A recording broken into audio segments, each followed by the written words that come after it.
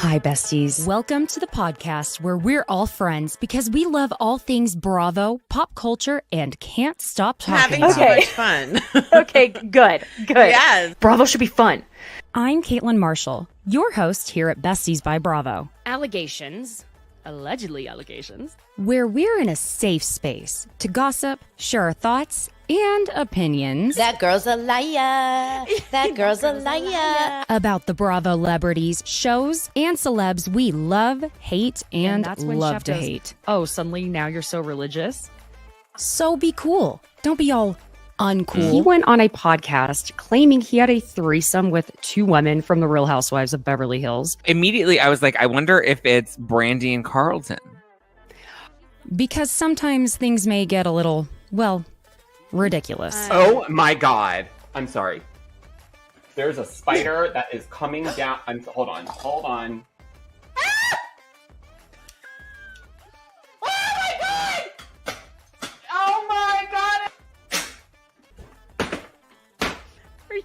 It's like the Blair Witch Project or something.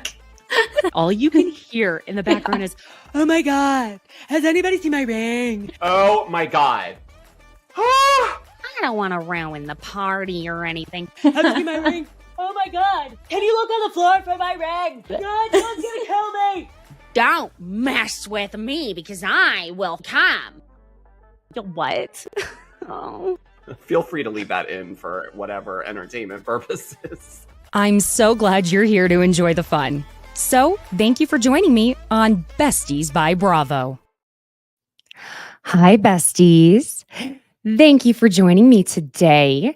I am solo. Giorgio couldn't make it today. He's a busy guy. What can I say?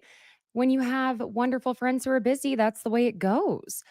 But you have me all to yourselves, whether you like it or not. So let's just get started. There's not been, thank God, a ton of gossip since we last spoke on Tuesday. But I swear to God, Larsa Pippen and Marcus Jordan were seen canoodling, getting all steamy in Miami. And, you know, I just take anything to do with Larsa Pippen at this point with the biggest grain of salt because I just can't anymore.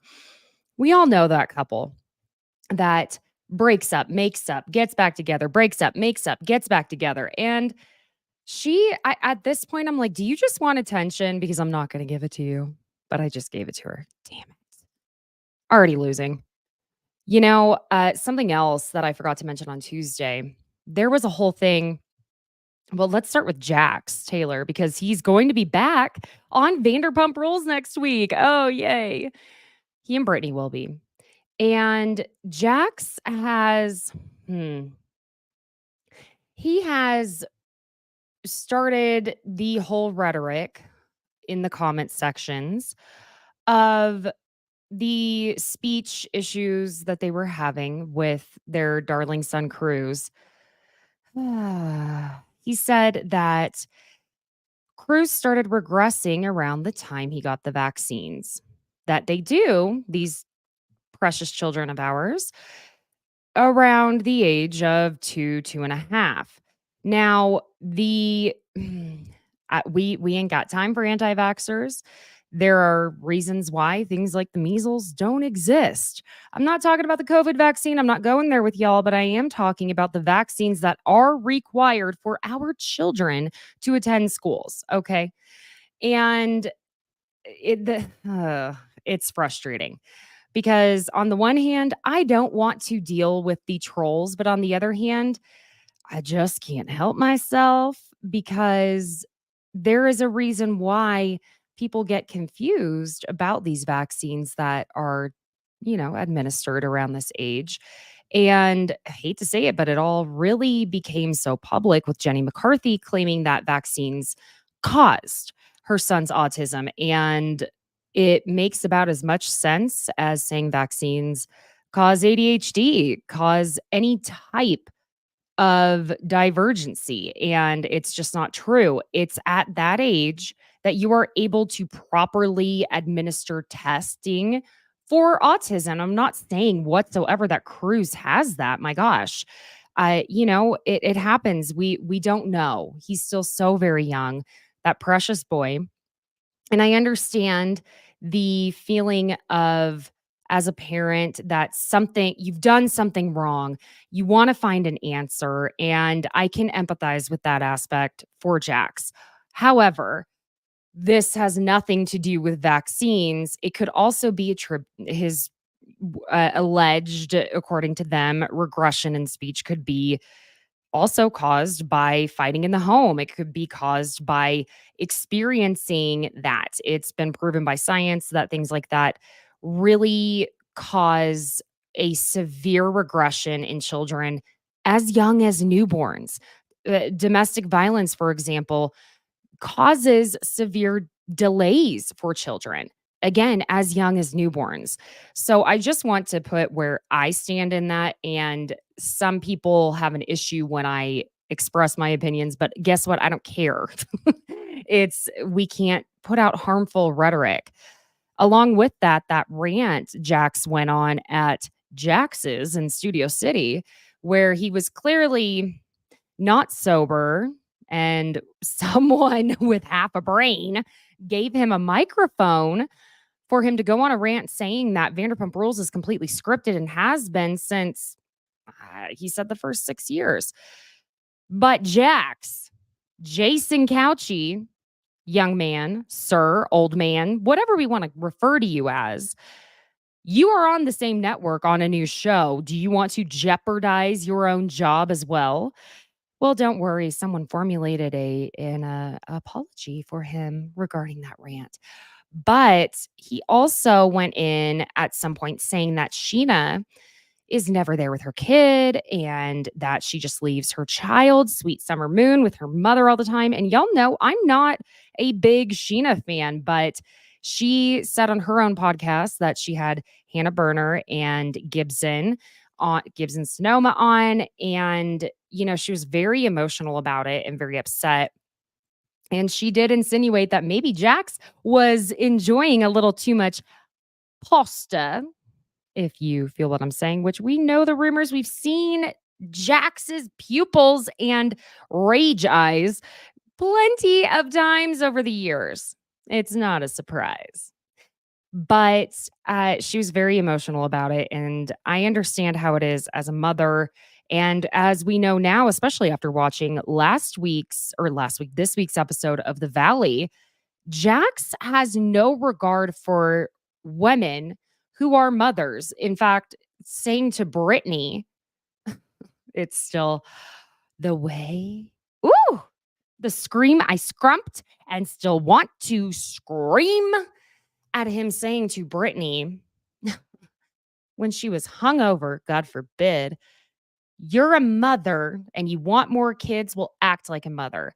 She's a human being, is what she is. And I am beyond words on how disgusting, appalling that this garbage man would have the audacity to say something like that to anyone, let alone a woman he claims to love. Jax Taylor, ooh, I'm not allowed to curse yet, but you can go F yourself. I said it. I know Jax is listening, isn't he? I'm beyond disgust with that one. And so I want to move on. Katie Maloney was also on Danny Pellegrino's podcast, Everything Iconic, and he asked her about things like the after show and how everyone, as in Lala and Scheana, are seeming to take a lot of the things being said on there in a very difficult way, we'll say.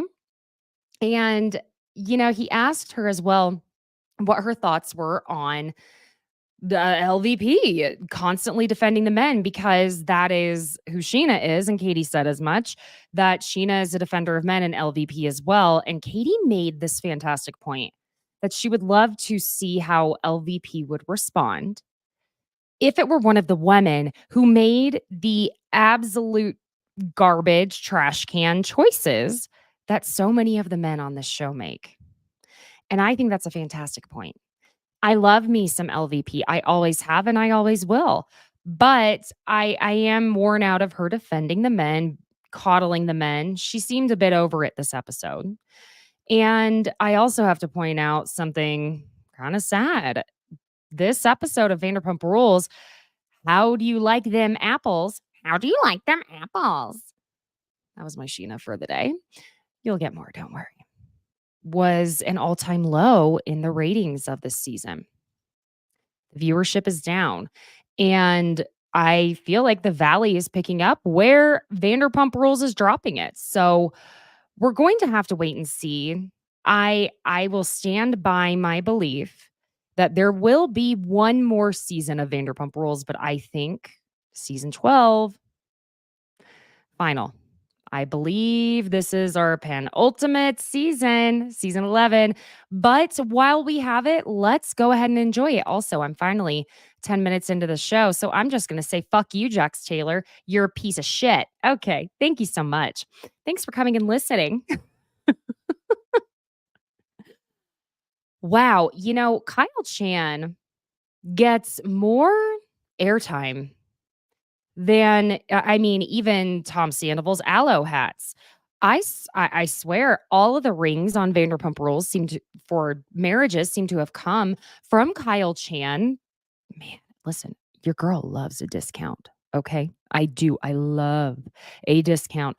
But this is interesting how much they love them. Some Kyle Chan. But we do open up the episode with Scheana shooting the Screamo emo version of Good as Gold. 'Cause we're good as gold. Okay. I don't know that I find emo just to be Screamo.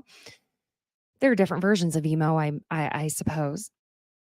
What I would like to know, while Lala and Ariana are taking part in this redo of Good as Gold music video, Scheana, who is so bent out of shape and jealous, I said it, the J word, over Ariana's opportunities, her jobs, her work. She has no problem taking advantage of Ariana and her current status by having her in her music video, which I guarantee Ariana was not paid for. Ariana did that as a kind favor to her friend. And oh, it's fun.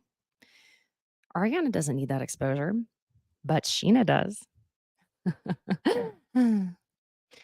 Well, the biggest topic of the episode here on Vanderpump Rules was the Bethany Frankel podcast episode. And I love how even on the after show, not a single person will even utter Bethany Frankel's name. It's almost like, the Beetlejuice. And they're afraid that the Halloween decoration, that's like, that whoever said, oh, it looks like Bethany. Was that Ramona? It's like they think that Halloween decoration's going to appear. But the podcast episode was brought up between James and Allie. And Allie's just kind of recapping for James what was said on this podcast episode. And she tells James about how Rachel blamed all of Hippie, aka Graham Cracker, all of his bad behavior on James. And also that James was a bad doggy daddy and abusive to his poor doggy baby son. And she also tells James that Rachel really didn't take any accountability for her own actions. I could see that in that podcast episode for sure. Now, Lala and Ariana, meanwhile, are asking Scheana if she had heard the podcast. They just talk about how Rachel and Ariana weren't all that close, how Rachel was saying that. And Ariana's saying in her confessional that her Instagram is filled with photos, both her and Rachel, of each other.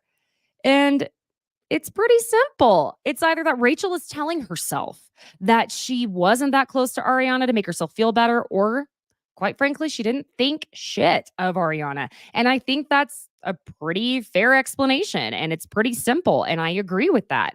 I think it's ridiculous that Rachel continues the narrative of, well, Ariana and I weren't that close, so she's not one of my best friends.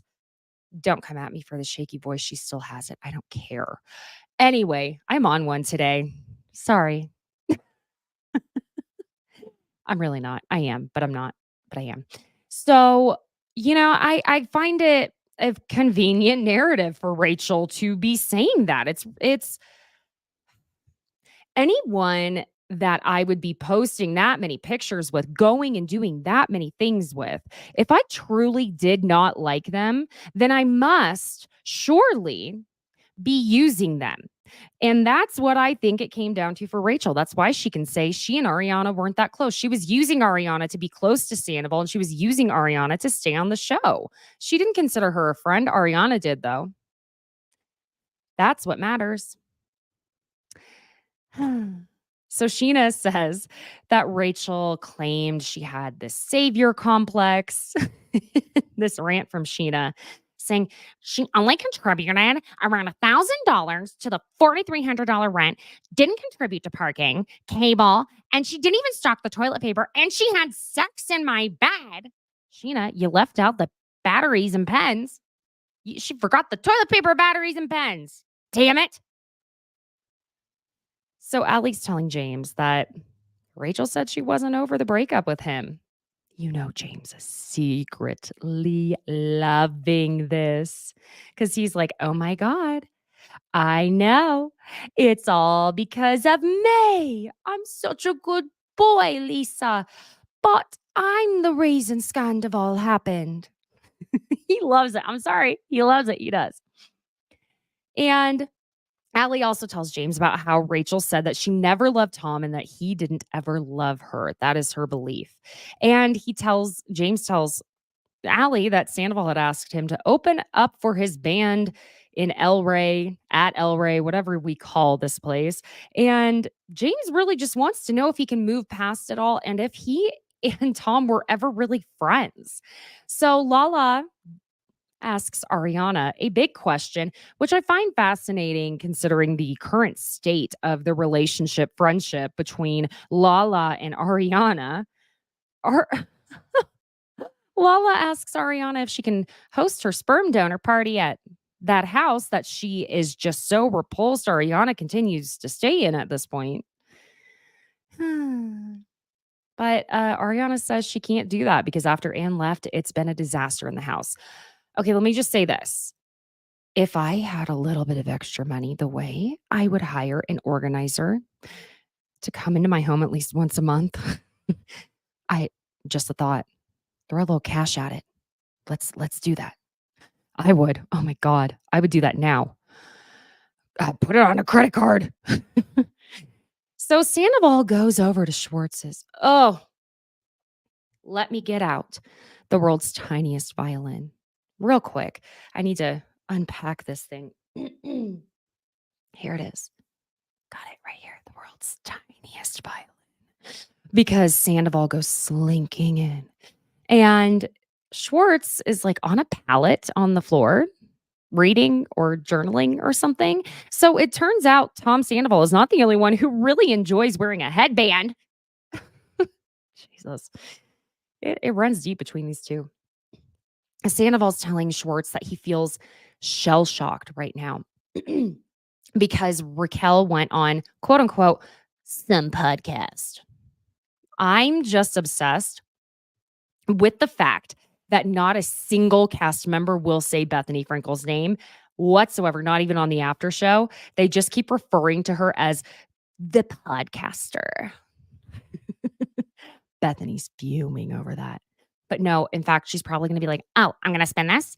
I am so important. They can't even talk about me on Bravo. What am I? Sorry, I should have given a warning. I have misophonia, and that sound is infuriating to me.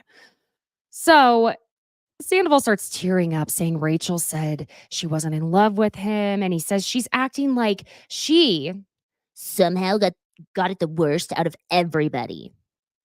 Okay, but let's be fair. Didn't she? Didn't she at least take somewhat of an accountability here without lashing out at other people and being angry that she had to do so? She didn't have to continuously have her arm twisted and wrenched just to, at the very least, say one decent and right thing in the aftermath. She at least pretended or actually acted contrite. You, on the other hand, garbage man, that's disrespectful to people who take care of the garbage because that's not how I feel. You, bottom of the trash can person. That's what I mean. Bottom of the garbage can person. Because I have more respect than that for people of that profession. So that's not fair to call Sandoval that. I mean, it's not fair to garbage people who work in the industry. So Sandoval, on the other hand, seems to have gotten it the worst only because he won't show guilt or remorse. It's just like mind blowing. He's mad at everyone else for his own mistake. He is so angry at anyone who has the sheer audacity to say, you are a horrible person. Now, Sandoval says he made changes to himself and again starts with those big old crocodile tears, where Schwartz then is basically asking if he thought it was just going to be like an us against the world type of thing regarding him and Rachel.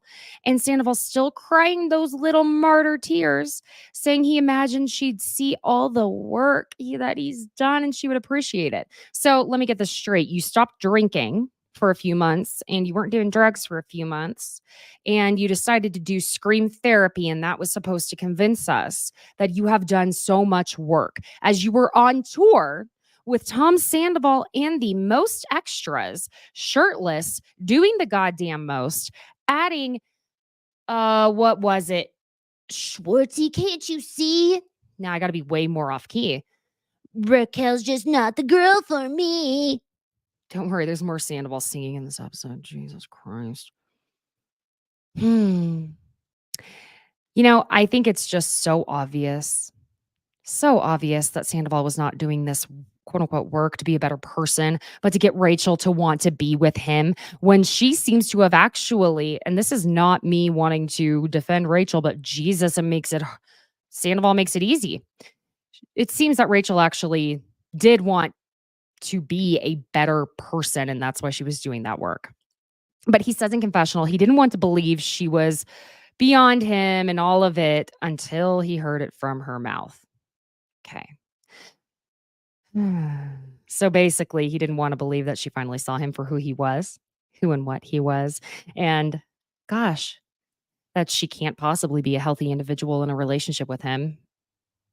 He couldn't believe that until she said it. Schwartz says Rachel is probably just wanting her voice to be heard one last time before she starts her new life. And boy, no. Little does he know. She's going to start a whole podcast where all she does is talk about y'all. She's going to stay in front of that podcast for as long as she possibly can.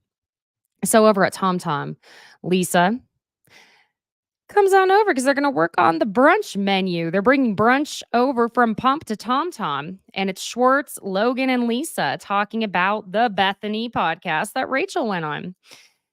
Now, I did straight up like laugh out loud when Lisa listening to all of this, because you know Lisa doesn't actually give a shit.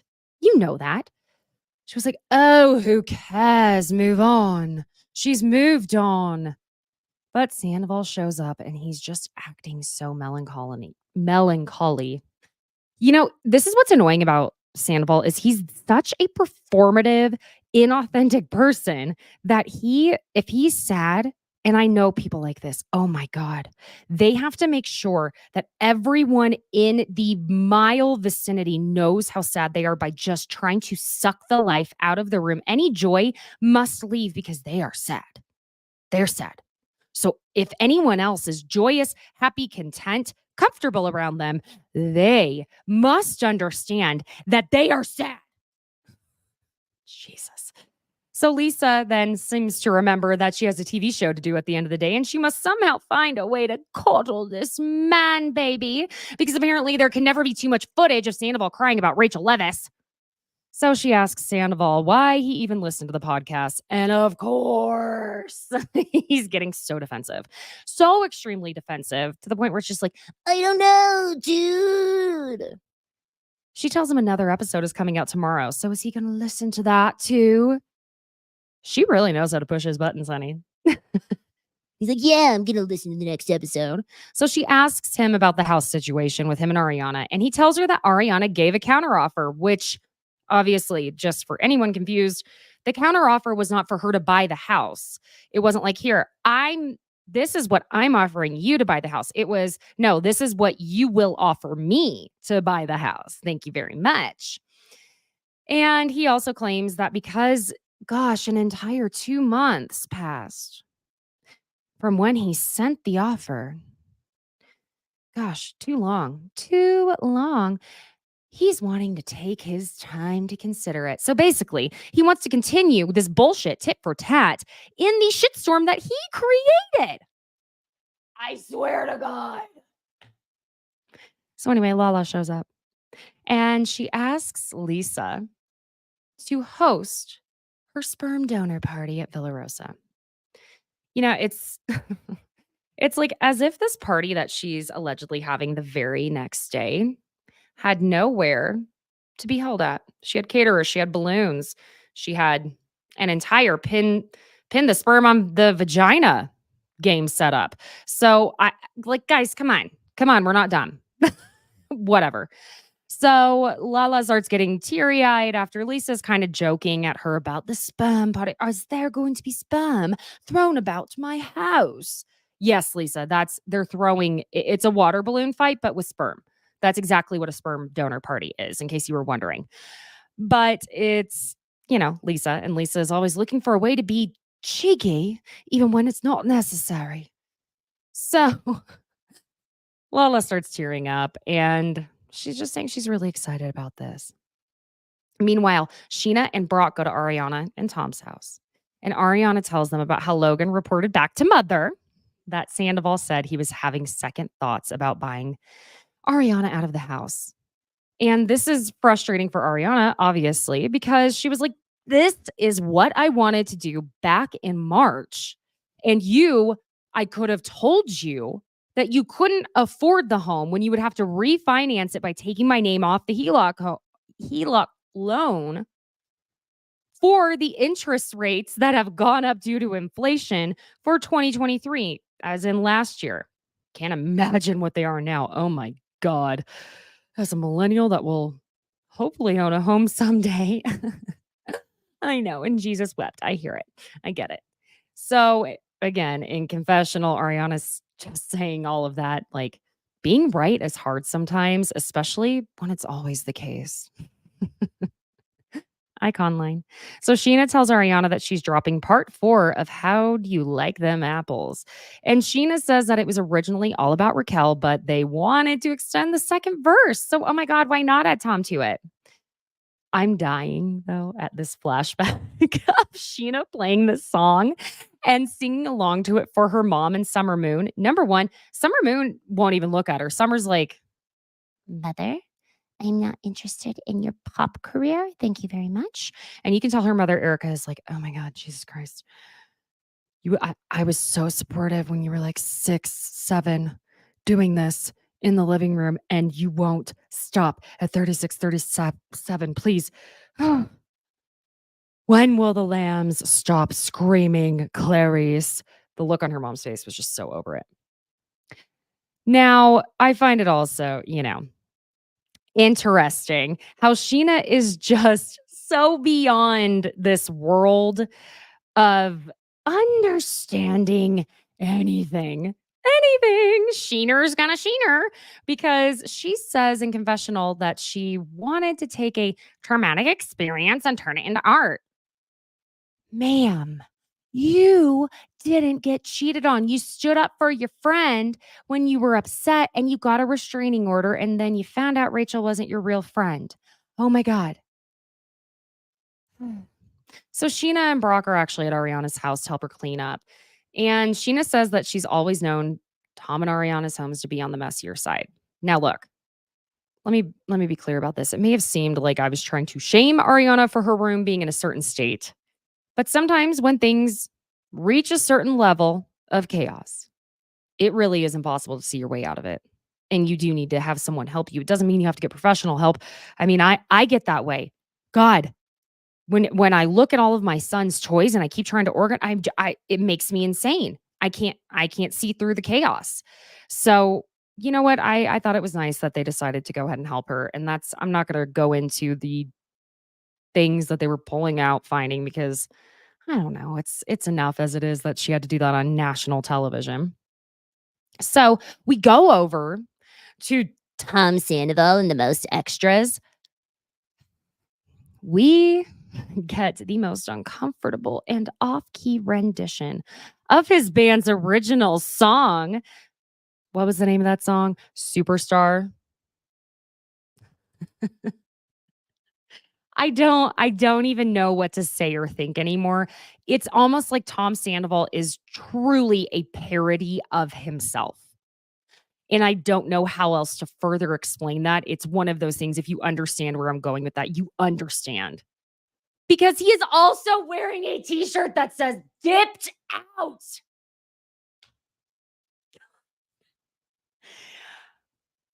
What? You bought a t-shirt that said "dipped out" on it. I'm speechless. Speechless. Anywho, James shows up with Hippie.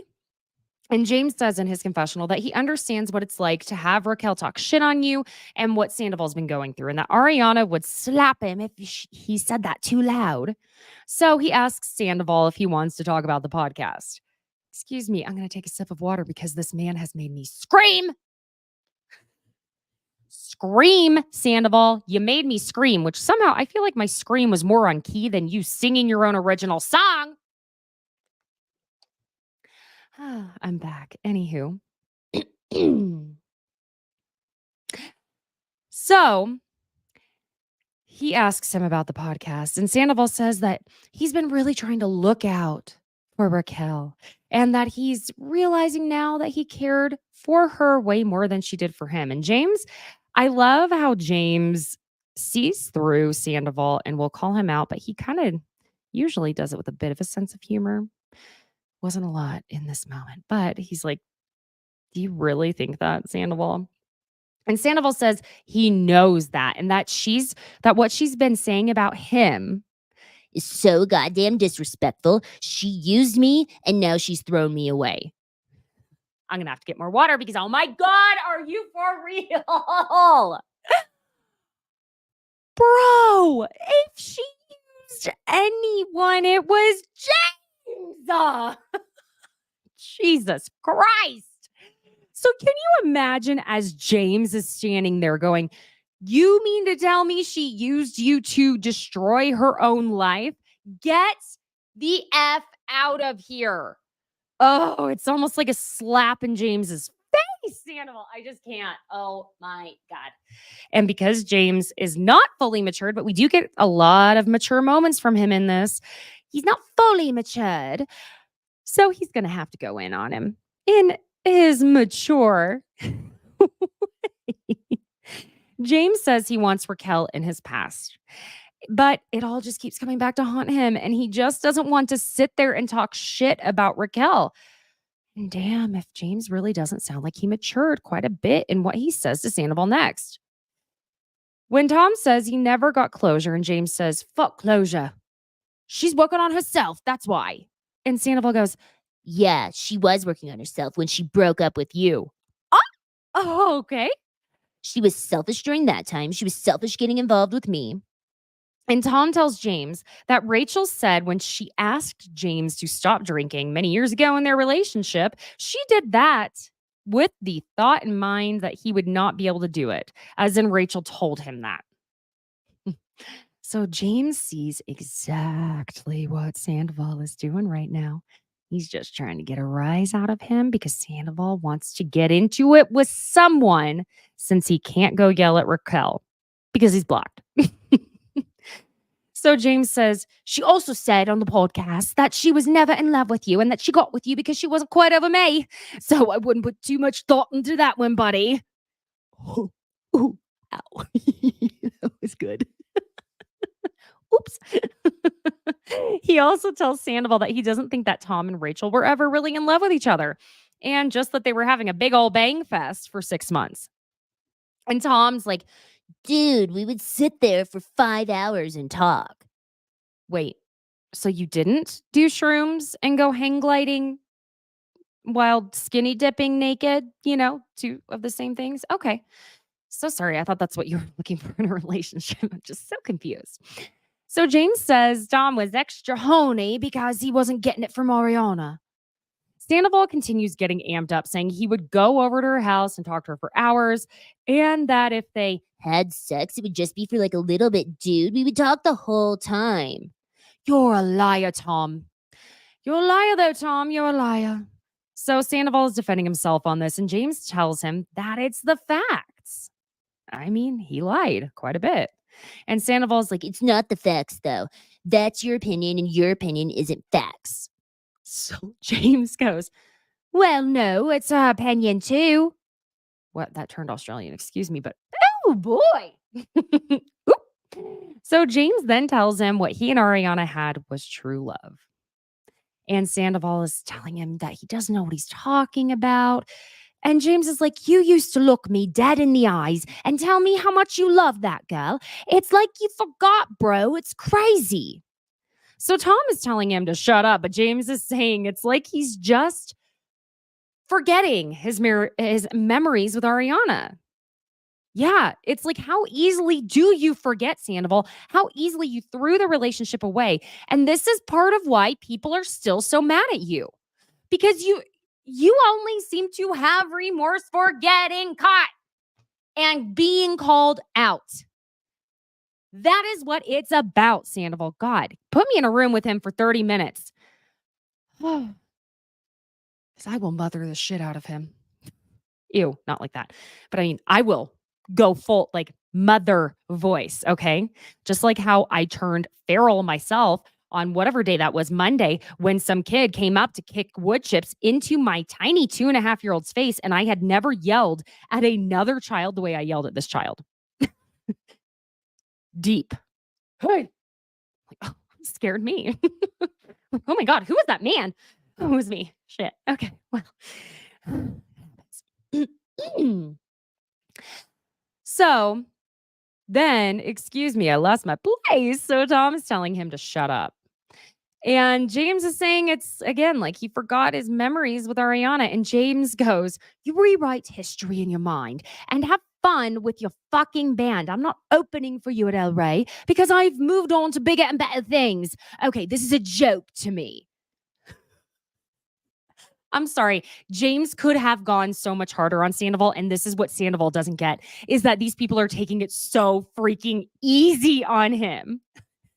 Even Ariana could have said so much more when she unleashed on him the other week. I'm telling you, I think that they are taking it so easy on him. Ugh. So James this is what was so sad. The camera pans over to 3 of his band members, all with varying lengths of hair and looks. It was like a combination of solemn, confused, annoyed.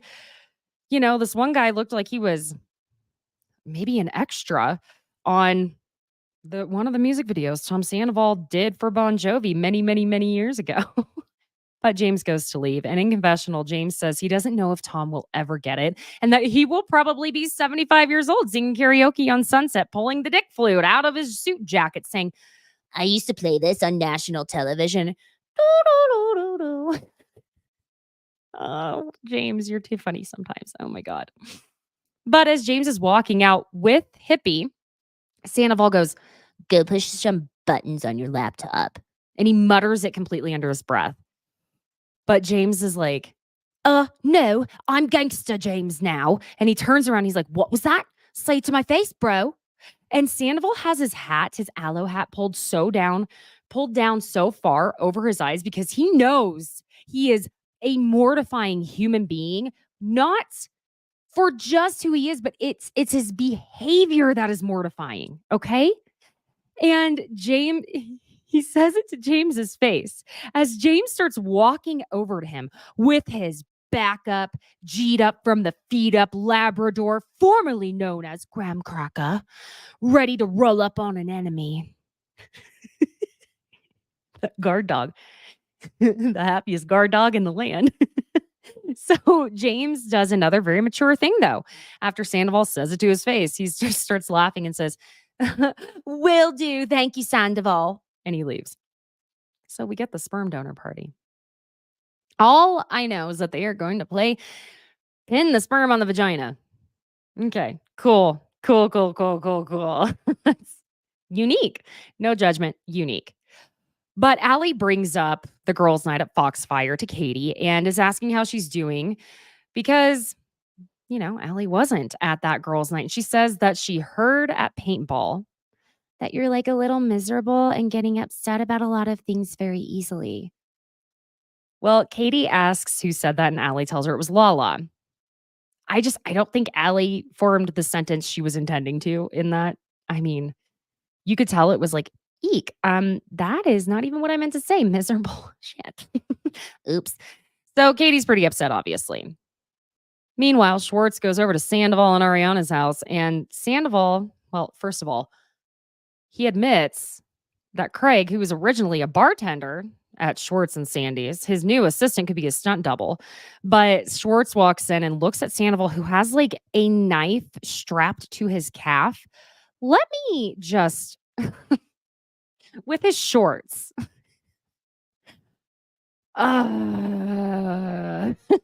Just, bro, if you're wearing shorts and you're going to have like a knife strapped to your leg, let me tell you where it makes the most sense. On your thigh.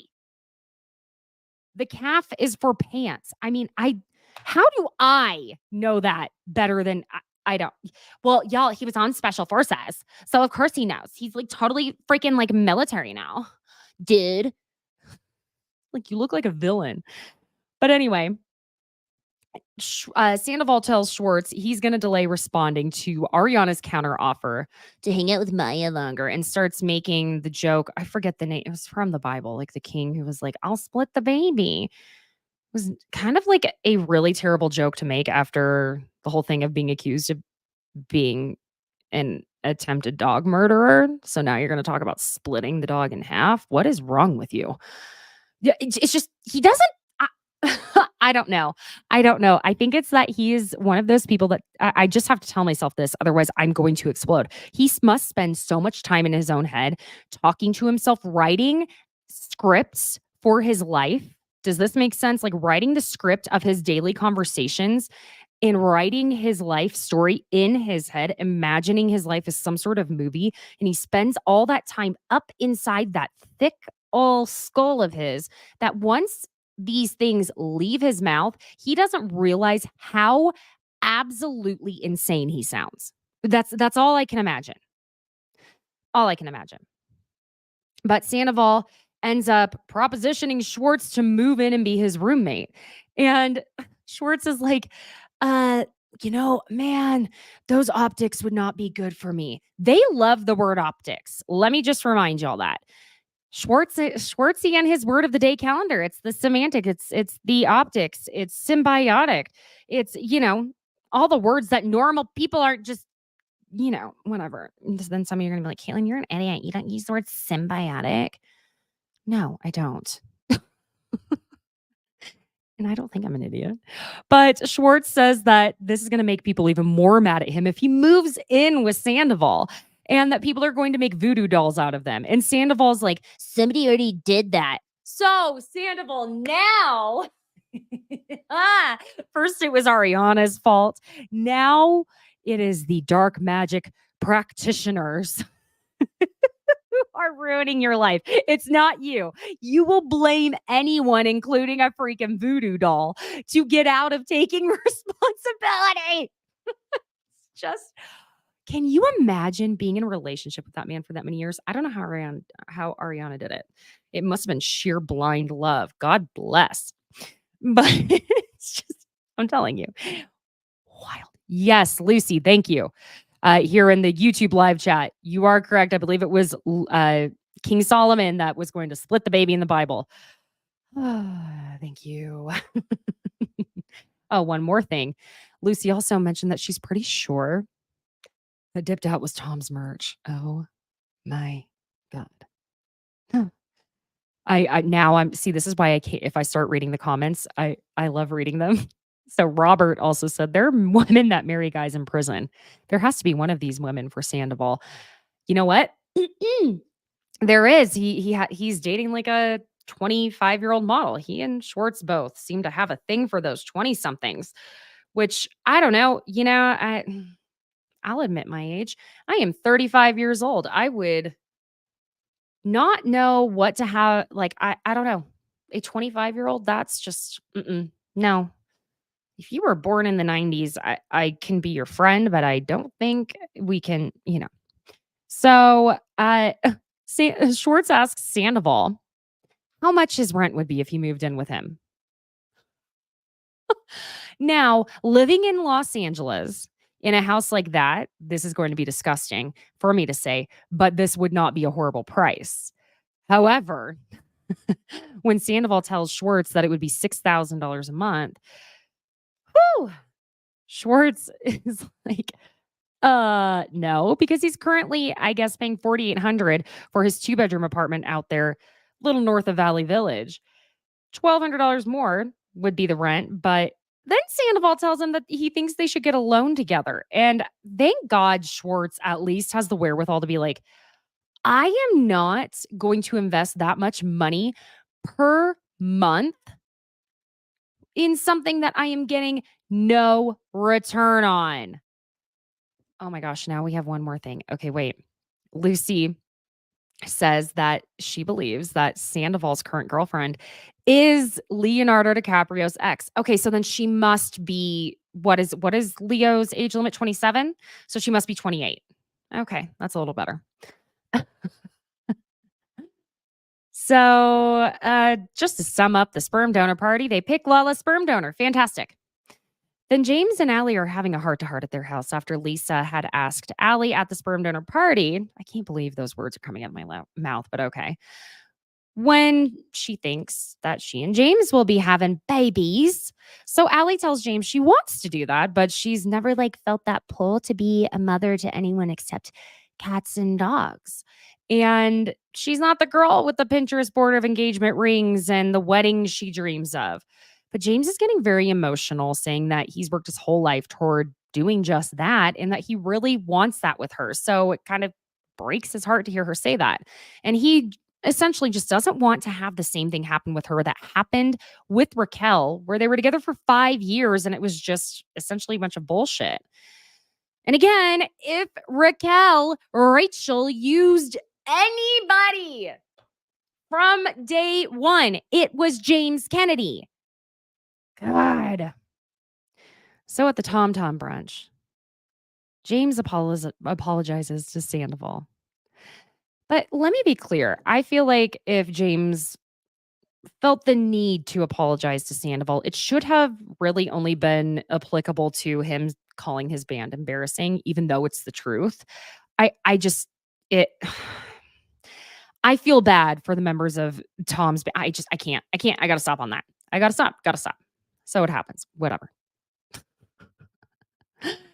Lala ends up asking Katie and Allie what they were talking about at the sperm donor party and why they had these solemn faces and all of that when she wanted them to be excited about sperm.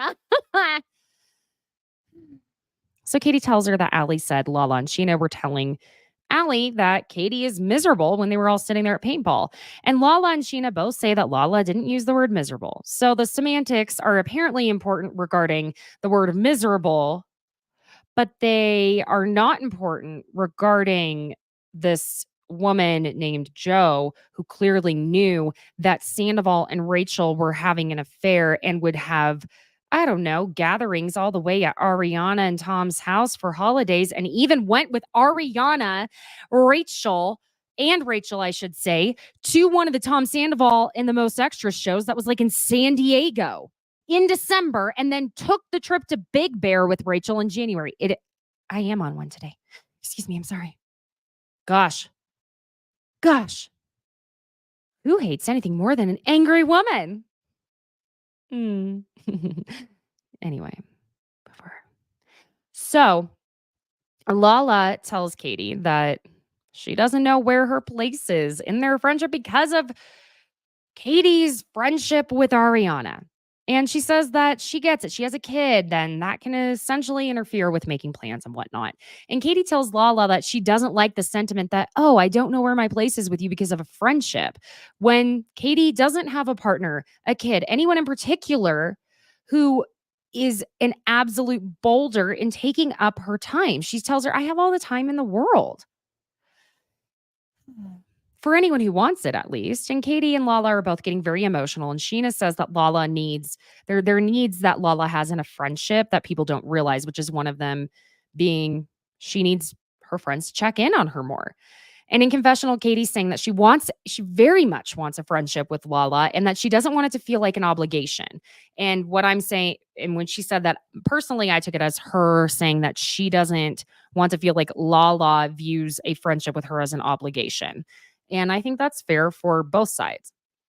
They agree that they've shown up for each other for many years and that they want to get back to that. Meanwhile, and they all decide they're going to go back to being the Spice Girls again. So Sandoval and Schwartz are talking about the idea of moving in together, which it's not you're going to think I'm insane. It's not like the worst idea, but it's not the greatest. They certainly would have fun. I don't know. And I don't know if y'all noticed, but the new hit pop song, How Do You Like Them Apples, is playing over shots of brunch here. And Sandoval is literally in the middle of saying how living with Ariana in that house was like living with an enemy, but Scheana starts walking up to them. And he tells Schwartz to stop talking because Sheena's walking up, but like Schwartz isn't even talking because Sandoval could literally be having this conversation in front of the mirror, and that's all that would matter to him is hearing himself speak. So Scheana walks up, asks him how he's doing with all the new things coming out like every other day. And he says he feels hurt and betrayed and that he's not going to get Any closure? and Scheana goes, sorry, it's like so hard to, Scheana goes, None of us are getting any closure, so I wrote a song about it. It came out yesterday. she tells them the couple specific lines that are, she says a couple of the specific lines are, and Sandoval immediately interrupts and says, Or bad or unfair? and Scheana goes, Open to interpretation. he's looking at her as if she has, in fact, just locked his dog in a room with day-old chicken satay skewers for 4 hours. So she tells him about the line that said, she loves this line. She thinks, clearly Scheana wrote a part of it because she thinks it is the most clever shit that Scheana Shay has ever shat out. From a Ferrari to a Jetta, thought that you knew better. You went from something gold Gold to something nah, and you could do better. Schwartz is kind of dying. Okay. You can tell he thinks this is funny. He's also a little exasperated, but he thinks it's funny because he goes, well, that could be anybody. And then he says in confessional, well, it could be anybody except that Rachel literally used to drive a Jetta. And Scheana tells Sandoval that he's not going to be able to hate the song. But Sandoval, I'm sorry, I forgot to get out my little violin. Here, hold on. The tiny thing, the little bitty violin, for the crying Tom Sandoval sing. You'd be feeling a different way if you went through what I went through and I wrote a song about it. So Sandoval does this like, again, he's such a parody of himself. He literally does the epitome of a reality TV star walk-off, throws on his sunglasses, just swoops them on. Ugh, dramatically storms off while he's saying, Fuck this shit. and then he says in confessional that he thought he and Scheana had really come a long way and were starting to become friends again, and that she's profiting off of his pain. If she is profiting off of anyone's pain, it would have been Ariana, and Ariana's the one that's okay with it. Let's be clear. And he says that Scheana is basically just like, I don't care. Tom's collateral damage in this. I gotta put my track out. but may I remind y'all that Tom Sandoval is the one that was on tour immediately after Sandoval singing Schwartzy's mom, but instead the lyrics were, Schwartzy, can't you see? Raquel's just not for me. profiting off of whose pain and then wearing a dipped out mother effing t-shirt. Did the back say skinny dipping, shrooms, and hang gliding? Well, we see next week that Jax and Brittany are going to be back. I'm just so ready for Lisa to eviscerate Jax Taylor. But I do want to say hi before I go to a few people. Adam, hi. I'm always happy to see you. Robert, Lucy. I saw June in here. Thank y'all for joining. And again, I'll give it another second because sometimes if y'all join the chat, I'm able to say hi to you. So even if you just want to say hello while I'm wrapping up here, and I'll give you a little shout out. But if you could, please hit that like and subscribe button. I want to keep doing this with y'all, and I love seeing this chat lit up. I love seeing what y'all have to say. Obviously, I get distracted with it, and I either have to power through and wait until the end to read it, or I get a little second to pop what you're thinking on up on the screen. But that being said, like, subscribe, follow Besties by Caitlin, Caitlin, on Instagram and on TikTok, and leave a 5-star review with a lovely little caption, and I'll give you like a big, giant virtual hug. And I just love having you all as members of the Besties community. And I'm thinking about continuing doing this, but I would like to expand our conversations too. We love Bravo, and as they say, all roads lead to Bravo.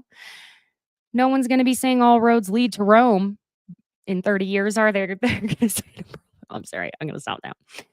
I hope y'all have such a wonderful weekend. Go check out the merch shop. I have a little bit of a sale going on. It's on Etsy, Pop Culture Besties. And I have a lot of fun new stuff in there. I really do. And I've worked really hard on that. But until Tuesday, and yes, Adam, I'm sorry. I will tell Giorgio that he was missed. Yes, he wanted to be here, but sometimes, schedules conflict. He's actually on the East Coast where we have 2-hour time differences. So sometimes it makes it a little difficult to coordinate. He's very good about working with me on that. And, we do our best. So sometimes it's just how it is. But I hope he will be here next week. We'll do our best. And I will see y'all on Tuesday. I hope you have a fabulous weekend. Thank you for joining today. Bye, besties.